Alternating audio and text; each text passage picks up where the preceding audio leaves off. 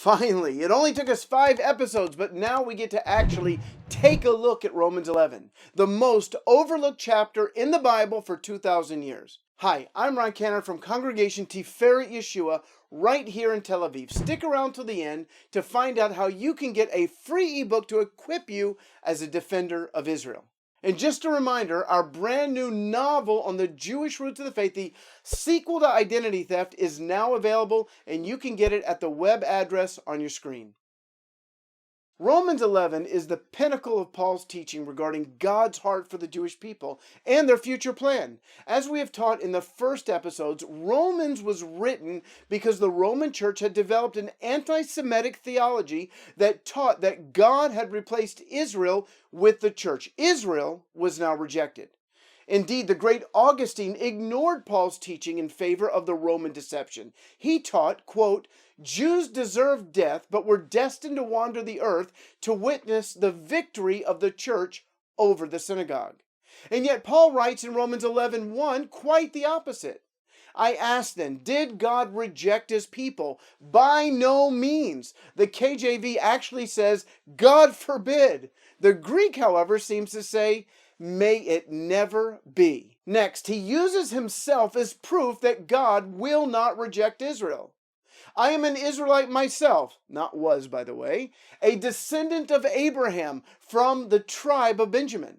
Now, if the church was the new Israel, then Paul's physical lineage was of no value. Some strangely claim that Israel here is actually the church, that God was saying that he has not rejected the church.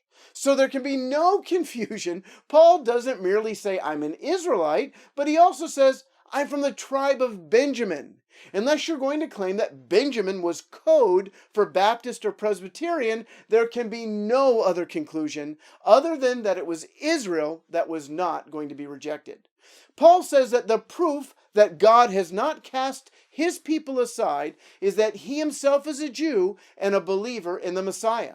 If there's any doubt in the mind of the Romans, he doubles down in the next verse saying, God did not reject his people whom he foreknew. And by using the word foreknew, it means that God knew that a majority would reject them, but God can deal with that. Knowing their arguments would be, look how many Jews did not receive Yeshua. If they were still God's chosen, they would have chosen him. Paul argues that God can keep his promise to the whole on the basis of the obedience of the remnant. Because we all know that virtually all of Paul's writings are merely revelatory commentaries on the Old Covenant, he uses a proof text here. And it's the story of Elijah when he ran from Jezebel. When the prophet said, I am the only one left, God told him, no. There are 7,000 who have not yet bowed the knee to Baal. So too at this present time, there is a remnant chosen by grace. I have had other teachers say to me, the proof that Israel is not a fulfillment of the dry bones prophecy is that only a tiny percentage of Israeli Jews believe. Indeed, the highest estimates of Jewish believers in Israel is less than 0.5%. However, it's still more than the 7,000 that God called a holy remnant in the time of Elijah. And there are well over 100,000 believers with Jewish heritage worldwide. The whole point of the idea of a remnant is that it is small compared to the whole. Dan Juster refers to the Messianic movement as the saved remnant of Israel. Just as there was a remnant that was faithful to God in Elijah's day, there was a remnant in the day of Paul that embraced Yeshua. And so too today, there is a remnant of Jews chosen by grace, even Israelis, even Orthodox Jewish Israelis who have received Yeshua as the Messiah. And according to Paul, the existence of a remnant of Jews serving God was proof that God had not rejected Israel. He uses the next verses to say that even as the remnant has been softened, the rest have been hardened. He quotes Isaiah 29, where it says of Israel, God gave them a spirit of stupor, eyes that could not see, and ears that could not hear, to this very day. But that hardness will prove to be beneficial for the salvation of the nations. Stay tuned for part 6.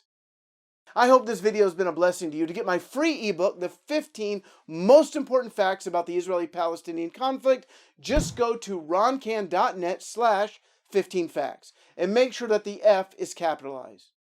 This video has been brought to you by our congregation Tiferet Yeshua, right here in Tel Aviv. For more information, please go to reachtelaviv.org.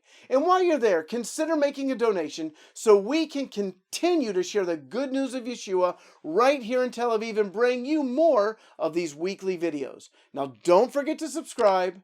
Shalom from Tel Aviv.